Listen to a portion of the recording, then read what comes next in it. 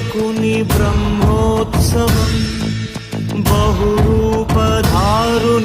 బ్రహ్మోత్సవం బ్రహ్మాండ నాయకుని బ్రహ్మోత్సవం బహురూపధారునికి బ్రహ్మోత్సవం శ్రీభూసతులతో శరణాగతులతో శ్రీభూసతులతో శరణాగతులతో 7 కొండల పైన చక్కగా బ్రహ్మరూపునికి